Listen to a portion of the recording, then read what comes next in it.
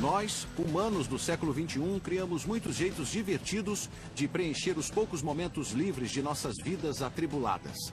Nós cantamos e dançamos, surfamos e esquiamos, cabriolamos e nos afagamos e vemos TV. Mas qual diversão nós amamos mais do que as outras? Com certeza nós amamos gastar.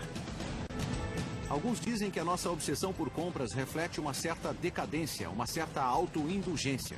Mas eu digo que cada vez que pegamos um cartão plástico e usamos para comprar alguma coisa nova e reluzente, tomamos parte de uma tradição nobre, a evolução do capitalismo. Mas agora uma nova fase do capitalismo está sobre nós, a era do comércio eletrônico. Uma era que mudou a maneira como os negócios funcionam, o jeito como compramos e vendemos. Essa era foi anunciada por uma tecnologia transformadora, a World Wide Web, e por duas de suas empresas embrionárias, a Amazon.com e o eBay. É fácil esquecer o quanto essas empresas eram revolucionárias quando surgiram em cena na década de 90, como abalaram o núcleo do comércio.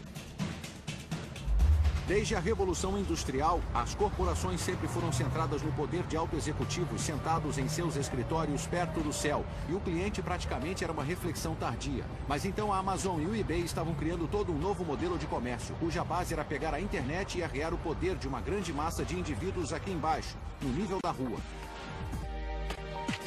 Eu me chamo John Heilemann, e como jornalista cobri a evolução do comércio eletrônico desde o início,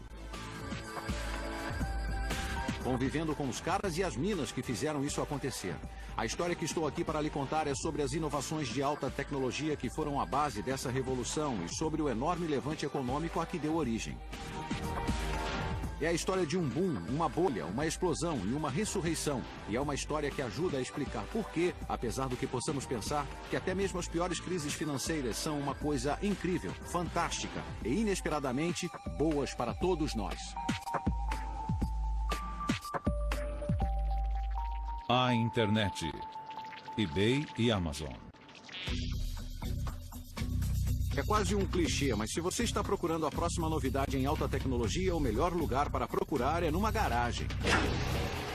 Ah, sim, a poderosa garagem. O lugar onde as maiores empresas iniciantes foram incubadas. Hewlett-Packard, Apple, a lista é interminável. A garagem que nos interessa hoje foi o local de nascimento da Amazon.com. Ficava nos subúrbios de Seattle e pertencia a um cara chamado Jeff Bezos. Bezos trabalhava em Wall Street no início dos anos 90, era muito analítico, viciado em planilhas, e quando a web surgiu, ele começou a pensar em uma maneira sistemática sobre as suas propriedades singulares e que tipo de coisas seriam ideais para vender. Ele fez uma lista após a outra e no topo sempre havia livros. Havia milhões de livros ativos e sendo editados no mundo, e você pode construir uma coisa online que não poderia existir de outra maneira. Não existe maneira de ter uma livraria física com milhões de títulos. Bezos lançou a Amazon no verão de 1995, por volta da época em que no Vale do Silício um outro cara novo, Pierre Omidyar, também estava pensando na web. Hoje, Omidyar é um multibilionário, mas na época era apenas outro programador de software idealista, mas que teve uma ideia interessante, a ideia que se tornaria o eBay. No início, Pierre Omidyar e Jeff Bezos partilhavam uma coisa em comum. Eles pensavam na web como um lugar para fazer negócios, não só para ficar brincando. Mas fora isso, Pierre era de Vênus e Jeff era de Marte. Eles não podiam ser mais diferentes. Enquanto Jeff era todo plano empresarial, pesquisa de mercado e análise metódica, Pierre, bem, ele não tinha um plano empresarial, não tinha feito pesquisa de mercado.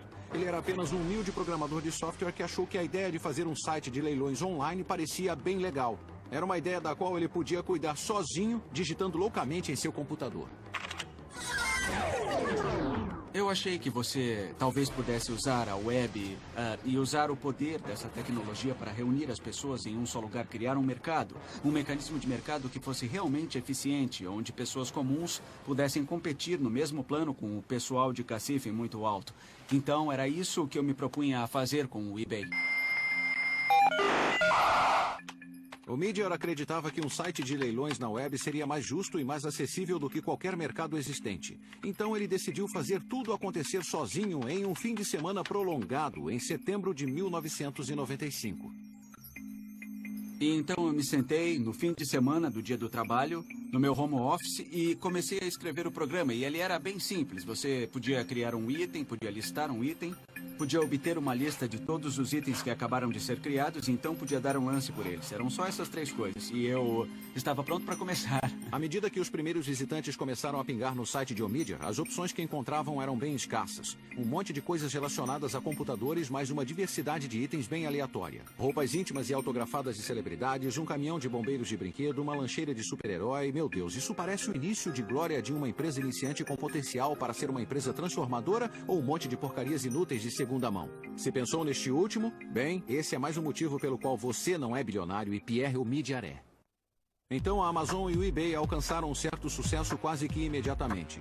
Poucos meses após lançar o seu site, Omidyar faturava milhares de dólares em comissões. E nos primeiros 30 dias após a Amazon entrar no ar, os seus primeiros funcionários sentados em escrivanias feitas de portas e cavaletes que eles mesmos haviam montado, o site enviou livros para 45 países diferentes e para todos os 50 estados americanos. Um plano que havíamos criado exigia um crescimento bem lento e, de fato, tivemos de rasgar aquele plano empresarial e replanejar tudo, porque os primeiros clientes estavam aderindo a esse serviço muito rapidamente. Achamos que levaria muito tempo para as pessoas mudarem seus conceitos e decidirem fazer compras online. A sede original da Amazon era na parte mais miserável de Seattle e era praticamente um esqueleto. Mas apesar da natureza surrada de seu local de trabalho, os primeiros funcionários da Amazon estavam extasiados por fazer parte do sonho de Bezos. Todos os meus colegas estavam super empolgados. Eles sentiam que tínhamos apanhado o tigre pela cauda. E dava para sentir que não seria um local de trabalho comum. Todos tinham essa sensação de vamos fazer história aqui. O sucesso precoce da Amazon e do eBay não passou despercebido em Wall Street, onde certos analistas ficaram pasmos ao descobrir a velocidade com que a web estava se espalhando. Uma de suas figuras mais proeminentes era Henry Blodgett, que havia se tornado um dos garotos propaganda da bolha e mais tarde um dos bodes expiatórios por sua explosão. De repente, a empresa começou a apresentar resultados incríveis, um trimestre atrás do outro, e o tráfego ia muito além do que qualquer coisa que já haviam medido. Realmente foi incrível de olhar e dizer como pode estar crescendo tão rápido. Quanto? Bem, considere isto. Depois da invenção do rádio, levou 38 anos para que 50 milhões de pessoas o estivessem ouvindo. Com a TV, levou 13 anos. Mas uma vez que a internet foi aberta para o público em geral, levou apenas 4 anos para que ela tivesse 50 milhões de usuários. Esse era um crescimento explosivo com certeza, mas o que o causava? Bem, para responder isso, precisamos ser meio geeks. Temos de entender a colisão entre duas tecnologias e duas leis que as tornaram únicas na história da humanidade. A primeira tecnologia foi o chip de silício, governada pelo que se chama Lei de Moore. Cunhada por Gordon Moore, cofundador da Intel há mais de 40 anos, a Lei de Moore dita que a velocidade e a potência de circuitos integrados, de microprocessadores a chips de memória, duplica a cada 18 meses. Mas a sua reação a isso pode ser: e daí? O objetivo da duplicação é que, se no decorrer do tempo, você pensar em quantas etapas de duplicação são necessárias para conseguir um número absurdo, vê que não precisa de tantas etapas. Então, por exemplo, para ir a 1 milhão, você só precisa de 20 etapas. Então, em poucas etapas, você atinge um crescimento absurdo. Essa duplicação que desafia a lógica parte da habilidade dos engenheiros de fazer transistores cada vez menores. E é por isso que os computadores passaram de máquinas gigantes que ocupam salas inteiras a superpotentes laptops, no que se pode considerar um piscar de olhos. As inovações que aconteceram para se fazer transistores menores vão desde como você os coloca na superfície do silício até os materiais que usamos para fazer os transistores. Uma coisa que Moore entendia quando criou a sua lei era algo relativo aos engenheiros, que a primeira coisa que eles fazem a cada geração de chips mais densos é usá-los para fazer, imagine só, chips ainda mais densos. O processo, em outras palavras, é autocatalítico. Uma vez que fizeram essa declaração, tornou-se quase uma regra para os projetistas de microprocessadores. Eles se sentiam obrigados a fazer quaisquer melhorias tecnológicas que fossem necessárias para criar transistores pequenos o bastante para permitir a duplicação. Mas a lei de Moore é apenas metade da história por trás do milagre tecnológico da web. A outra metade é uma regra conhecida como Lei de Metcalfe, cunhada por Robert Metcalfe, inventor da Ethernet. A lei de Metcalfe diz que cada novo nó, algo como o seu computador, que é adicionado à rede, não só aumenta o valor da rede uma vez, mas a curva é muito mais íngreme do que isso. É a lei de Moore da conectividade e é assim que ela funciona. Se temos 2 usuários e essa é uma conexão entre eles, eles podem falar um com o outro. Então vamos por mais um usuário. Se temos 3 usuários, então você tem 3 conexões possíveis. E se colocamos mais um usuário, isso resulta em 6 conexões. Então, já estamos vendo o crescimento. Vamos subir um pouco mais. Se você vai a 10 usuários, na verdade, existem 45 conexões possíveis entre pares de usuários. Então, note que o crescimento é bem íngreme, de fato. E, de fato, se você for a 100 usuários, a essa altura, são quase 5.000 possíveis pares de usuários que podem optar por se comunicar um com o outro. Então, o que isso realmente significa para o crescimento da internet é que a internet vai ganhando ímpeto à medida que avança. O que equivale a dizer que à medida que cresce a quantidade de usuários, a utilidade da rede também cresce e se torna ainda mais atraente com o decorrer do tempo para que novos usuários se juntem à rede. Em meados da década de 90, a lei de Moore e a lei de Metcalfe trabalhavam lado a lado, alimentando uma espiral ascendente. PCs mais rápidos, mais baratos e mais potentes estavam cada vez mais conectados, tornando a rede exponencialmente mais útil e exponencialmente mais popular. E embora o pessoal de Wall Street não tivesse a mínima ideia de como toda essa tecnologia funcionava, podiam ver que essa coisa da internet estava realmente decolando, transformando-se em uma verdadeira mídia de massas, o que significava que eles podiam cair matando. E quando a ignorância se encontrava com um entusiasmo rompante e ganância descontrolada, você sabe o que significa. Significa que uma bolha financeira fantástica está logo ali, além da esquina.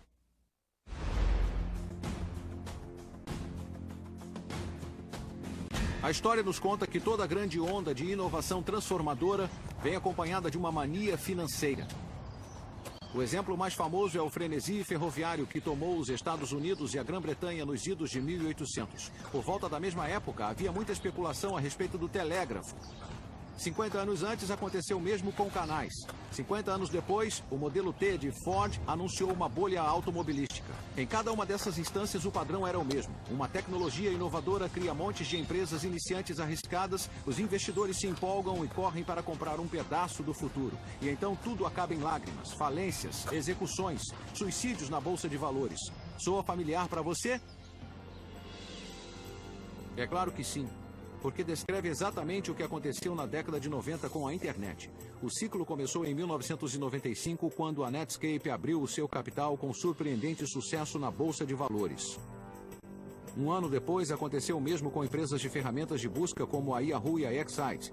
E um ano depois disso, era a hora de Jeff Bezos dar o próximo passo e empurrar o boom da web no caminho para se tornar uma bolha. A abertura do capital da Amazon aconteceu em maio de 1997. A empresa tinha apenas 2 anos, tinha pouca e preciosa receita e nenhum lucro. Mas Bezos já estava chamando a Amazon de a maior livraria da Terra e anunciando seu potencial pelos 4 cantos. As pessoas desprezavam dizendo, espera aí, é só uma livraria, não é lucrativa, o dinheiro dela vai acabar e ela vai falir. E então outros diziam, não, é uma Dell, é um modelo novo e incrível, eles vão crescer muito rápido. Então, desde o início, foi tremendamente controverso. Jeff Bezos não escondia o fato de que estava lá para mudar as regras do comércio. Certa vez ele e eu estávamos discutindo o aspecto mais não convencional e certamente o mais controverso da abordagem da Amazon. O fato de que, embora sua receita continuasse, continuou perdendo cada vez mais dinheiro. E então Bezos se inclinou do outro lado da mesa e disse, quase ninguém sabe disso, mas na verdade fomos lucrativos durante um tempo, mas isso foi só por um trimestre e nós não gostamos de admitir porque foi um acidente. Sempre que Jeff tinha a oportunidade, ele baixava os preços para que houvesse maior crescimento. Muito diferentemente de outros executivos de empresas que mantinham os preços para ter maiores lucros. A verdade seja dita, Bezos não estava dizendo que os lucros não importavam, ou que a Amazon podia continuar perdendo dinheiro indefinidamente. Ele estava dizendo que naquele momento crucial da corrida do ouro para garantir seu lugar na web, lucros poderiam e deveriam ser sacrificados temporariamente em favor do crescimento rápido. A estratégia de Bezos resumia-se a 3 palavras simples: cresça muito rápido. Crescer rapidamente era realmente importante para nós, era a nossa estratégia principal. E o motivo é porque Sabíamos que podíamos oferecer aos clientes uma experiência melhor se tivéssemos uma certa quantidade de escala. E para a Amazon, algo que era essencial para crescer rápido era convencer os clientes a confiar a ela uma de suas informações pessoais mais valiosas, o número de seu cartão de crédito. Com consumidores vindo em massa à Amazon na base da confiança e com seu comércio eletrônico conveniente e seguro, Bezos havia persuadido Wall Street a financiar a sua estratégia de perder dinheiro, mas crescer rápido. Mas o boom da internet, da qual a Amazon fazia parte, ainda parecia frágil. Ela avançava a passos inseguros. Wall Street não tinha certeza de que a web não era só uma moda e que empresas como a eBay não faziam nada para dispersar essa incerteza, com seus compradores e vendedores negociando colecionáveis obscuros que vinham juntando poeira nas garagens e sótãos por todo o país.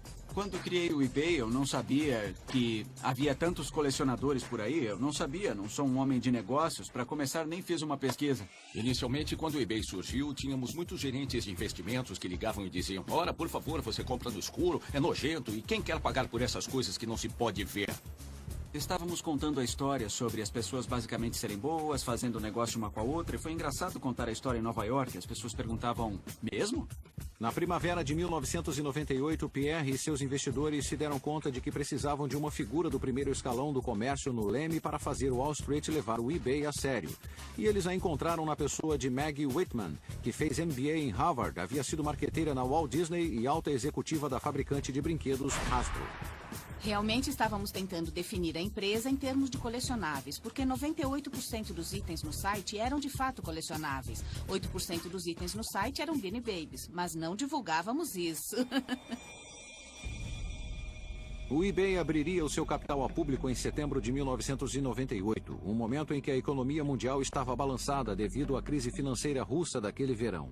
Alguém compraria ações de uma empresa que, à boca pequena, era chamada de mercado das pulgas? Ninguém sabia, e a incerteza só aumentou quando na manhã da abertura as bolsas abriram e nenhuma ação do eBay foi comprada. Chegamos à Nasdaq naquela manhã para ver a primeira venda no painel. E esperamos, e esperamos. Eu estava ligeiramente pessimista e pensei, nada nunca deu certo para mim antes e esta será mais uma dessas situações. Mas além da janela se abrir para o eBay, a empresa voou através dela com uma oferta que foi um sucesso, que superou todas as expectativas. As ações do eBay dispararam naquele primeiro dia. E no final, a empresa valia mais de 2 bilhões de dólares. Ela abriu com $18 por ação e eu acho que foi a público a $50 por ação. O meu parceiro naquela época estava tirando fotos da tela da CNBC toda vez que as cotações passavam, porque ele pensava, agora a minha vida mudou para sempre, é fantástico. Enquanto isso, Wall Street lançava os seus olhares sobre a Amazon e gostava do que estava vendo. Quem estava na liderança do ataque era Henry Blodgett, que no final daquele ano declarou que, apesar de ainda ter enormes perdas, as ações da Amazon dobrariam de valor em um ano. Eu me lembro de estar em um voo de Houston para Nova York, na fileira de trás, com a minha planilha, dizendo: ok, vamos repassar os números de novo. E o que seria um cenário razoável para as ações no ano seguinte? E cheguei a um valor entre 300 e 500 dólares e escolhi o valor do meio e fiquei chocado com a reação. A previsão de Blodgett causou sensação na mídia, e essa sensação provocou um frenesi de compra em Wall Street. O resultado foi que o preço das ações realmente dobrou, contudo, não foi no decorrer de um ano, mas no espaço de apenas algumas semanas. Esse provavelmente foi o início da verdadeira bolha. A formação inicial da bolha da internet estava oficialmente terminada, e a era de loucura autêntica e descontrolada havia começado. De repente, milhões de norte-americanos e investidores no mundo todo estavam correndo para seus corretores, arrebanhando ações de qualquer empresa com um .com depois do nome, alimentando o maior frenesi especulativo desde a tulipamania de Amsterdã no século XVII. A abertura do capital da Amazon e do eBay fizeram Jeff Bezos e Pierre Omidyar mais ricos do que Creso. No papel, pelo menos. Mas isso também teve um efeito maior.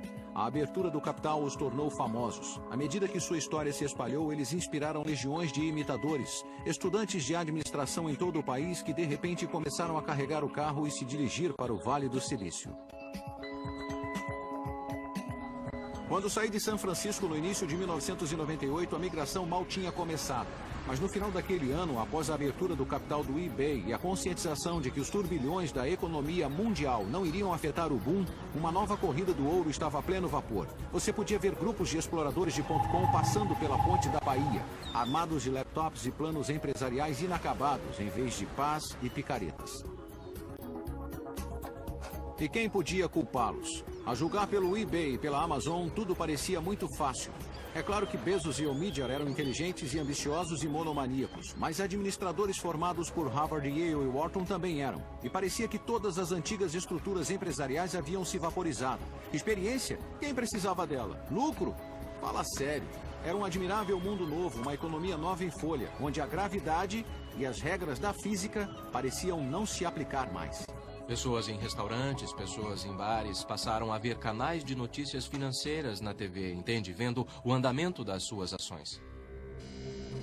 Entre todas as forças que impulsionavam o boom de .com, nenhuma era mais profunda do que a democratização do mercado de ações, tirando o poder dos profissionais de Wall Street e nos dando a habilidade de comprar e vender ações do conforto do nosso próprio lar. Para um determinado tipo de pessoa, essa atividade se tornou uma espécie de obsessão. Eram chamados de investidores diurnos e começaram a fazer com que o mercado de ações parecesse um cassino.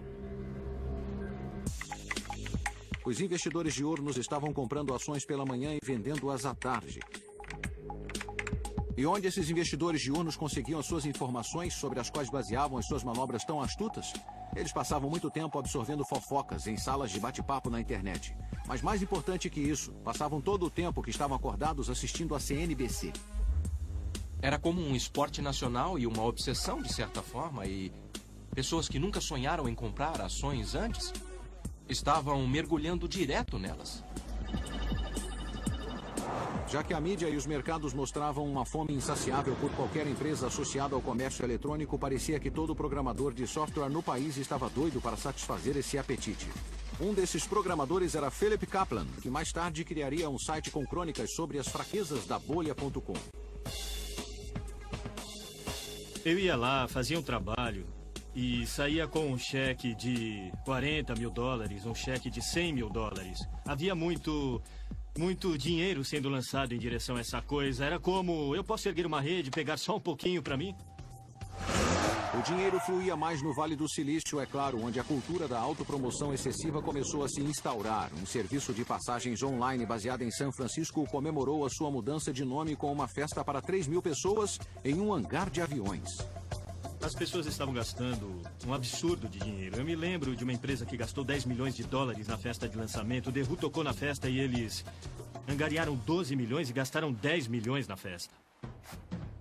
Talvez o gasto mais absurdo de todos eram os comerciais de TV.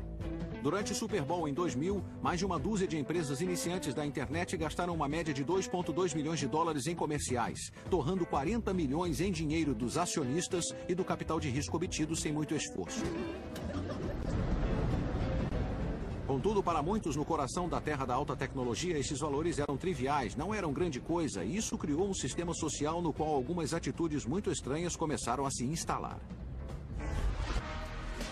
Tom Wolfe ficou famoso por batizar os anos 80 como a década do eu, mas em 1999 ficou claro que os anos 90 havia se tornado a década eletrônica. Virtualmente todos os dias parecia que pelo menos uma empresa de comércio eletrônico era trazida ao mundo. Os garotos que gerenciavam essas novas empresas eram todos discípulos fervorosos da crença professada pela Amazon e pelo eBay.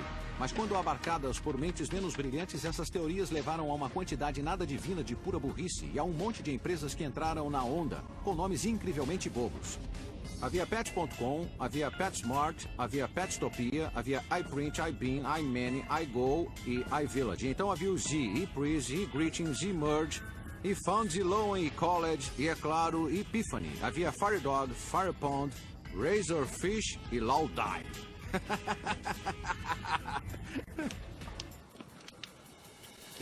Poucas dessas empresas tinham qualquer motivo plausível para existir, muito menos um entendimento básico de estratégia ou economia. Foi uma época muito carregada, muito energética, quase frenética, quando era fácil se perder e perder parte de seu bom senso. Mas você pode estar imaginando por que os gênios investidores de risco do Vale estavam financiando todas essas empresas secundárias bobas e totalmente inúteis. Eles eram loucos? Gananciosos? Bom, talvez um pouco dos dois. Mas o que realmente estavam fazendo era garantir as suas apostas. Eles sabiam muito bem que a maioria dos .com de comércio eletrônico estavam condenadas, mas acharam que uma em cada categoria poderia sobreviver ou até mesmo prosperar. E estavam dispostos a arriscar alguns milhões de dólares para não sair perdendo no geral. Estávamos brincando com fogo, mas era preciso ou você estava fora do jogo. E quanto aos investidores profissionais de Wall Street, eles não se deram conta de que estavam no meio de uma bolha lunática e especulativa? A maioria das pessoas estava pensando, ok, não, nem todas vão sobreviver, mas ainda não sabemos exatamente quem vai e quanto tempo vai levar. E enquanto isso, o castigo que levávamos por não dominarmos o setor, por sentar aqui e dizer, algum dia vai explodir, é que muitos de nós eram despedidos. Blodgett sabia que muitas empresas de comércio eletrônico eram fundamentalmente instáveis, mas o argumento dele era que isso não era necessariamente um bom motivo para não comprar as suas ações. Para ele, o problema era que, de vez em quando, ele punha sua opinião sincera dessas empresas em e-mails particulares que, mais tarde, voltariam para assombrá-lo quando a bolha estourou.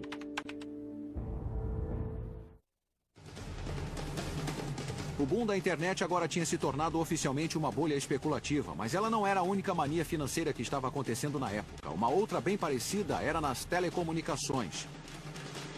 Dezenas de empresas estavam correndo para instalar milhares de quilômetros de fibras óticas no chão para atender a crescente demanda por largura de banda, que fazia a internet funcionar. Para entender por que isso é importante, mais uma vez é hora de um papinho técnico. Como a maior parte da tecnologia da internet, as fibras óticas dependem das propriedades extraordinárias de materiais ordinários.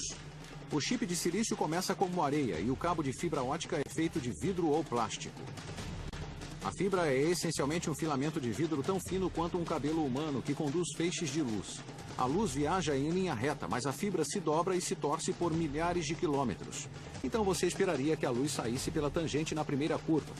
Bem, para evitar que isso aconteça, a fibra é revestida por uma espécie de superfície reflexiva que mantém a luz dentro dela. Mas como exatamente os raios de luz permitem a transmissão de texto e fotos e vídeos e e-mails e tudo mais? Eles fazem uso de uma ideia muito simples mesmo, que volta aos dias em que os barcos que estavam no mar tinham de encontrar um meio de se comunicar.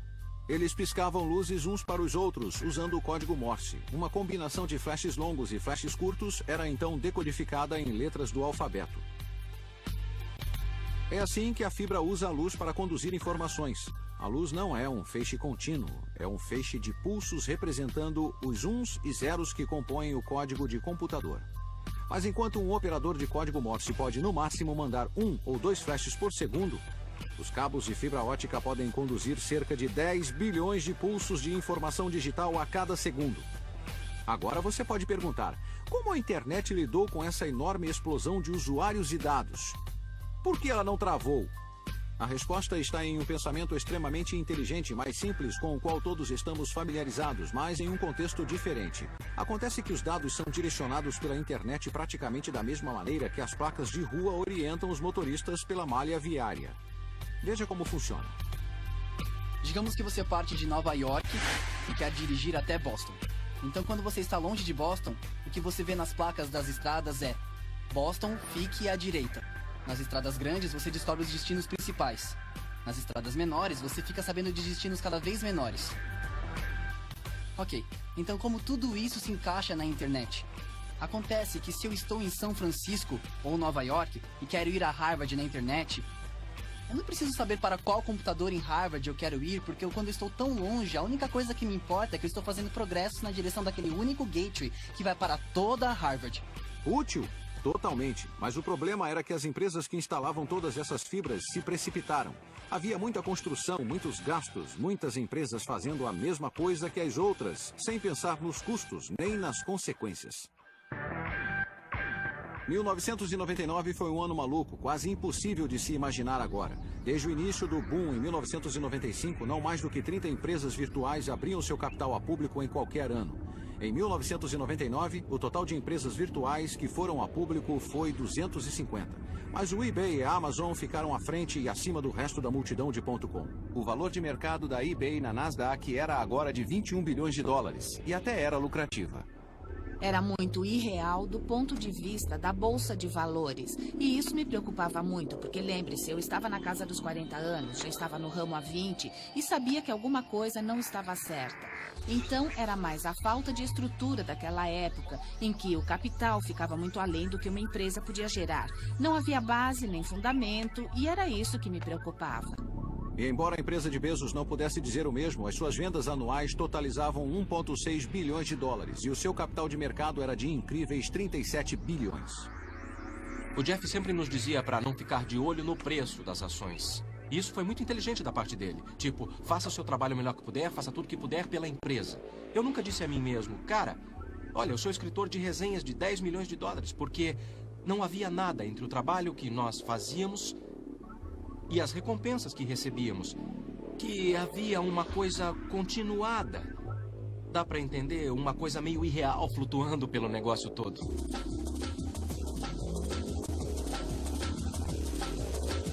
Mas à medida que a virada do milênio se aproximava, Jeff Bezos recebeu uma accolade que no passado tinha sido comparada àquela de Mahatma Gandhi, Martin Luther King e Adolf Hitler. Ele foi nomeado Pessoa do Ano da revista Time como a incorporação do comércio eletrônico. Para Bezos era uma honra e tanto, um sinal de que ele havia sido elevado ao panteão dos ícones comerciais americanos. Mas mentes mais cínicas interpretaram de outra maneira, como um sinal de que o fim era iminente.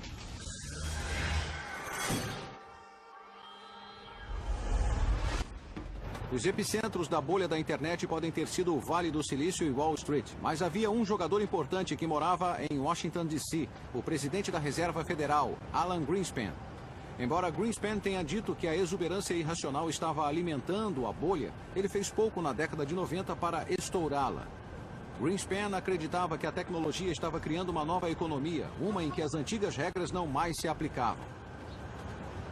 Mas depois de testemunhar a subida desenfreada da Bolsa de Valores em 1999 e vislumbrar sinais de que a economia estava próxima de um superaquecimento, Greenspan decidiu que finalmente havia chegado a hora de esfriar as coisas. Em fevereiro de 2000 e então novamente em março, a Reserva Federal elevou os juros ao seu nível mais alto desde 1995, ações que mostravam que Greenspan agora estava determinado a pôr um fim na bolha. E ao mesmo tempo que Greenspan tomava suas atitudes, Wall Street começou a treinar um olhar mais sábio sobre as suas queridas.com. A época das festas, que muitos esperavam trazer uma onda de receita às empresas de comércio eletrônico, tinha se provado uma grande decepção. De repente, Wall Street começou a duvidar da sabedoria por trás do cresça e rápido, e a suspeitar que muitos varejistas da web não passavam de um castelo de cartas, algo que o programador e escritor Philip Kaplan já conheciam há algum tempo. Havia sites de comércio eletrônico que montamos que eu sei que o cliente teria gasto 2, 3, 4 milhões de dólares nesses sites. Eu entrava na base de dados de vez em quando e via que tiveram 20 dólares em venda, 25 dólares em venda, 100 dólares em vendas. Em 14 de abril de 1912, o Titanic teve a sua fatídica colisão com o iceberg e mergulhou nas profundezas do oceano. E exatamente 88 anos depois, a economia da internet teve um destino parecido.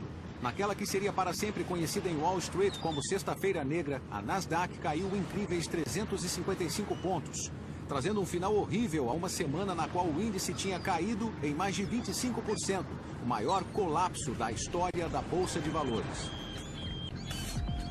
E depois da Sexta-feira Negra, não eram só as empresas iniciantes inúteis que estavam com problemas. Até mesmo a poderosa Amazon estava sitiada nas garras de Wall Street, lutando por sua sobrevivência. Para a Amazon, em especial, não era um medo irreal. Eles chegaram bem perto da falência.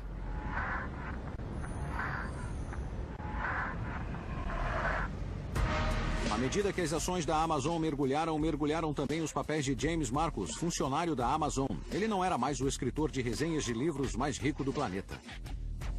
Eu estava muito feliz por ter todo aquele dinheiro e se houvesse algum jeito de pegá-lo de volta, eu pegaria em 1 segundo. Em dezembro de 1999, Bezos foi nomeado Homem do Ano da revista Time. Mas apenas 6 meses depois, Wall Street estava imaginando se a Amazon caminhava para a falência. Um relatório produzido pela Lehman Brothers fez com que as ações da empresa caíssem 19% em um único dia.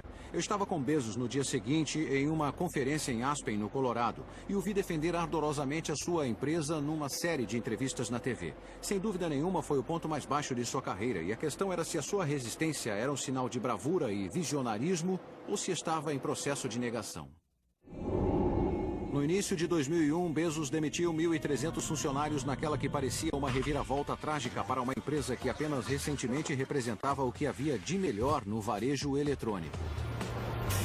Uma decisão como essa foi muito dolorosa para todos na Amazon.com, muito perturbadora a nível pessoal, mas também é claro que foi a melhor decisão. 18 meses após a Sexta-feira Negra, aconteceu o 11 de setembro, trazendo assim um fim conclusivo para o longo boom que havia flutuado na economia americana e certamente na economia mundial na década de 90. De seu auge acima dos 5.000, a Nasdaq tinha perdido mais de 2/3 de seu valor. Até mesmo as mais veneráveis gigantes da alta tecnologia como a Intel e a Sun Microsystem andavam mancando. E incontáveis garotos prodígio das .com estavam agora morrendo. Webvan, morta. Excited Home, morta. TheGlobe.com, Pets.com, Bull.com, morta, morta, morta. Elizabeth Kubler-Ross disse que, em face da morte, existem 5 estágios: negação, raiva, barganha, depressão e aceitação. Mas quando o assunto é a morte de bolhas na Bolsa de Valores, existe um estágio adicional que vem antes da aceitação: a recriminação. Aqueles que se sentiam lesados acabavam procurando outros para culpar. E, nesse caso, Wall Street. Em nome dos acionistas irados, o então procurador-geral de Nova York e seu atual ex-governador Eliot Spitzer lançaram uma cruzada para reformar a indústria da abertura de capital e punir os seus supostos vilões.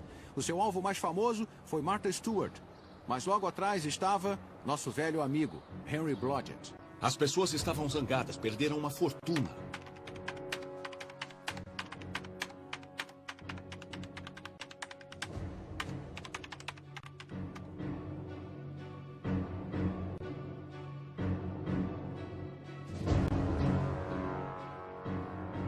Eu não posso entrar em detalhes sobre os e-mails, mas certamente, de uma outra perspectiva, sim, eu me aproveitei da onda da internet. Tive muita sorte em termos de marcar presença quando marquei e estava otimista em relação às empresas certas na hora certa, então tive um grande benefício com o boom e então acho que eu, provavelmente, mais do que qualquer outro analista, senti o peso da queda quando ela chegou ao chão a toda velocidade. 5 anos depois, a amargura em relação à bolha da internet diminuiu e as pessoas entraram na fase da aceitação. Mas quem ainda olha para trás, a bolha ainda parece como um momento de insanidade temporária, no qual muita gente boa foi enganada por um monte de larápios do futuro digital. No geral, foi uma coisa bem ruim. Mas existe de fato uma outra escola de pensamento, uma imbuída de uma capacidade maior de perspectiva histórica e lógica econômica. Uma que vê que a bolha teve as suas virtudes e que a dor que ela causou foi o preço que pagamos pelo progresso. A grande queda das .com de 2000 e 2001 foi realmente por qualquer perspectiva. Cerca de 3,5 trilhões de riqueza em papéis que se evaporou no espaço de um ano. Mas não foi um evento singular. Quando a bolha das ferrovias estourou, as ações das ferrovias perderam 85% de seu valor quase da noite para o dia, e o colapso das bolhas dos automóveis, dos canais e dos telégrafos também causaram pânico e recessão. Mas dessas bolhas surgiram a comunicação em massa e as redes de estradas e ferrovias que são cruciais para o nosso dia a dia. E o mesmo provou ser o caso com o comércio eletrônico. 1 zilhão de empresas .com burras podem ter perecido, mas um punhado de empresas não só sobreviveram, como se tornaram gigantes altamente lucrativos. Pode-se dizer de fato que a Amazon e o eBay são a Ford e a GM da economia da web. O que a Amazon e o eBay fizeram foi fundamentalmente diferente e eles o fizeram tão cedo, de maneira agressiva e o fizeram extremamente bem, reconhecendo que a experiência do cliente era essencial e é por isso que elas existem hoje em nossas corporações globais multinacionais. As lições dadas pelo eBay e pela Amazon realmente são de que as empresas de comércio eletrônico mais bem-sucedidas fizeram mais do que apenas usar a web para vender coisas. Elas entenderam que você precisa usá-la para dar poder às pessoas comuns de maneiras fundamentalmente diferentes do antigo sistema de cima para baixo, unilateral, unidimensional de tamanho único, que dominava o comércio na economia pré-web. E essa é a ideia do eBay, dar poder às pessoas comuns, para usar as ferramentas da maneira que elas bem quiserem. Então, dando um passo para trás e deixando as pessoas livres. Embora os detalhes sejam diferentes, a abordagem da Amazon é parecida. É dar poder aos seus clientes, mesmo quando esse poder às vezes chateie os seus fornecedores. Considere, por exemplo, a política da Amazon de deixar leitores colocarem a sua opinião sem censura no site. Certa vez ouvi Bezos falar sobre as reclamações que havia recebido de editoras nesse assunto. E se as pessoas detonassem os livros, eles disserem a Bezos, isso não seria ruim para os negócios? É aí que você se engana, Bezos disse aos editores. Vocês estão no ramo de vender livros. Nós estamos no ramo de satisfazer os nossos clientes. A coisa mais importante para mim é o que as pessoas dirão sobre a Amazon.com em algum momento daqui 50 ou 100 anos no futuro. O que eu amaria ouvir é que criamos um novo padrão para o atendimento ao cliente. Os sobreviventes só sobreviveram porque tinham um grande entendimento e um foco totalmente voltado aos seus clientes.